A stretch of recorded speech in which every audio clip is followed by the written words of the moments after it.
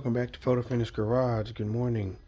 We're actually going to be diagnosing our 2010 Ford F150 with the 4.6 liter 3 valve. As you can tell, this upper radiator hose is pretty much collapsed under a high amount of negative pressure. I actually have a check engine light that came on yesterday while I was towing. It was a PO128, which was a coolant thermostat temperature below. So essentially, it's an issue with either the thermostat or my coolant temp sensor.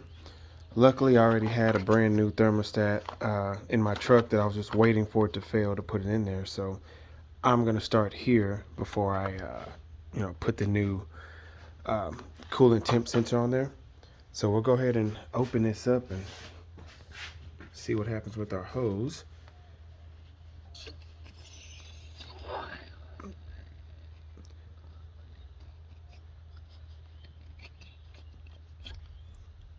Let's see what's going on here.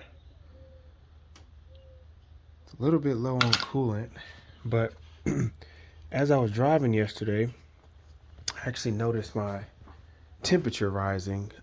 Never overheated, but it definitely did rise. I might go replace this hose, man. I don't like that. Yeah, I'll probably replace that hose too. Alrighty, but yeah, essentially we'll just get this throttle body out the way. I'm sorry, we'll get the air intake out of the way, disconnect it here so we can get more access to our thermostat housing.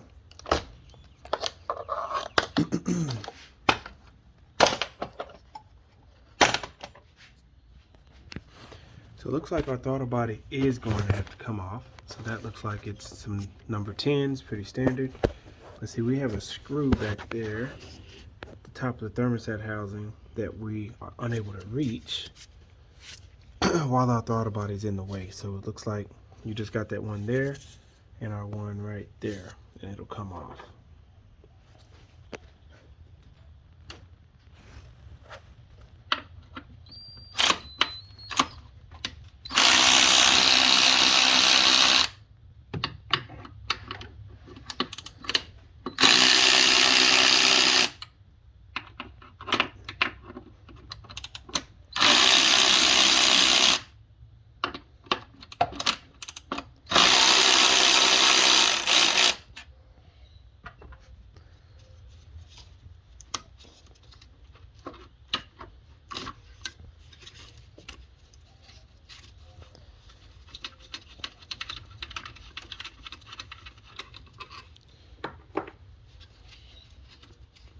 While I got my throttle body off, I would recommend go ahead and just cleaning your butterfly there. If you see any carbon buildup, might as well go ahead and address it.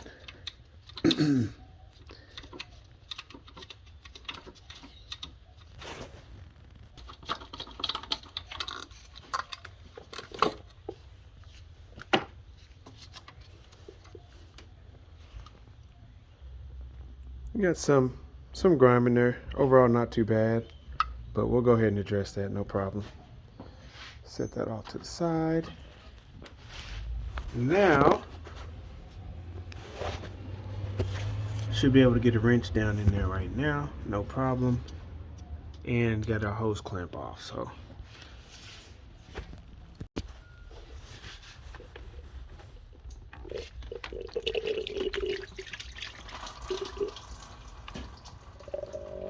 We're trying to minimize our mess here. So a lot of my coolant is still in the hose. So that's cool. We just want to keep this elevated so we can attack this here. Here's my setup. Just tucked it behind that AC line. I do have a drip pan down there, so you want to do the same. And then we'll rinse our area off when we're done.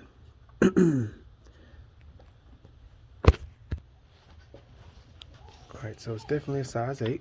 Just using a regular wrench to get off in here. Loosen it up. Alright, finally got that bolt out. So now we just need to apply a little bit of pressure.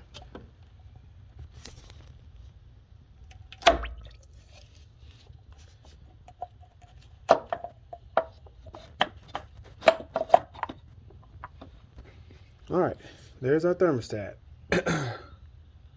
So we'll get our housing cleaned up here. Go ahead and set that on the floor. And I might need to get my flathead here. Yeah, that's in there pretty good, so hang on. Try to use our channel locks here.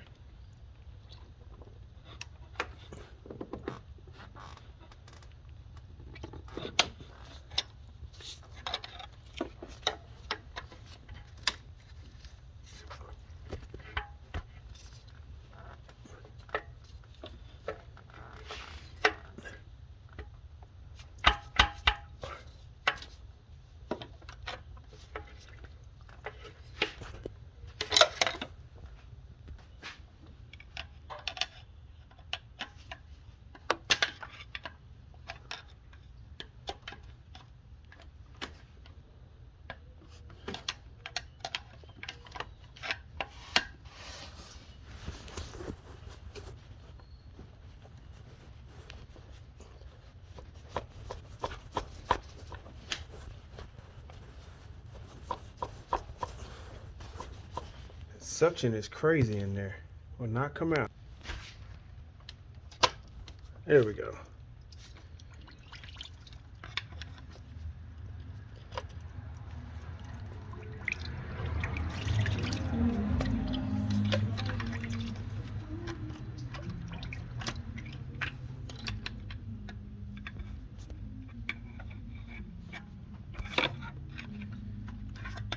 All right, here's our seal.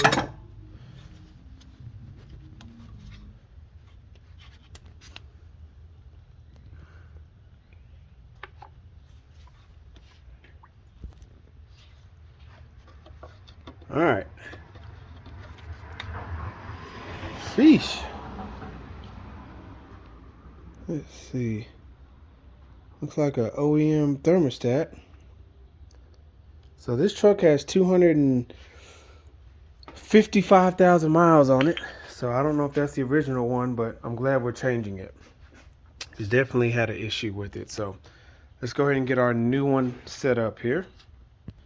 All right, here's our new thermostat. If you just want to compare it, you know, it's the same. The seal, just be mindful of the orientation. This side has a little grooved lip, if you can see that. And the other side is completely flat. And when I actually set this up, I found that that inside lip corresponds with the lip on top of the thermostat. So that's the way we're going to install this. Just like that. And you can see that edge of that lip there. So that's the way that makes sense to me. This side doesn't really make too much sense when you think about where this is going to be pushing down at. Let's see here.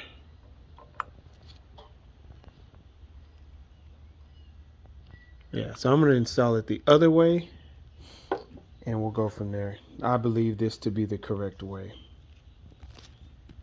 So one key point I just noticed is one of these ends that has that notch on it. So you could actually install your screw. You didn't even have to take that back screw out. You could just install it and then, you know, slide this in on that back screw. So that makes it a lot easier because it was pretty tough getting this screw out. So what I'm going to do is go ahead and just start this screw here. Let's see. Yeah, it is a pain to get down in here. If you have a ratcheting wrench, that would be your best friend. I can't seem to find my 8 ratcheting wrench at the moment, so that's why I'm doing this, but that's okay. We're still going to get through it. All right, so now we got it started. We got our seal pushed down. It's set like it's supposed to. Now what we're going to do is try to line this up here. Let's see if it'll work the way I think. I might have to come back up. Yeah, you can't tilt it down, so let's see. Let me loosen it up some.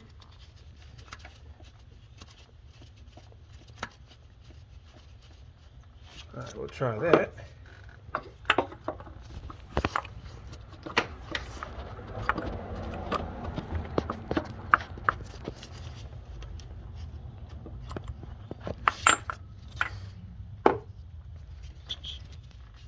Third time's a charm.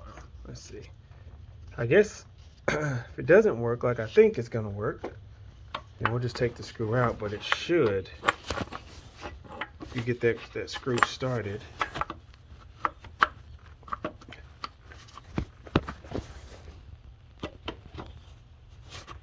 There you go. See? Slides right in there. And then this, oops. Make sure my seal is still there. Okay.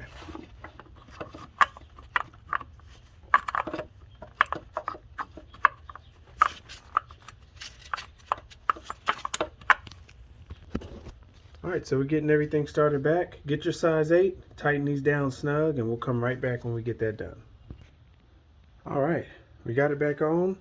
Essentially, you can put your upper hose back on, tighten your clamp back down, put your throttle body back on, connect your throttle body here, put your air intake tube back on, connect your vent valve here, and also your mass airflow, snap it back in, and you'll be good to go.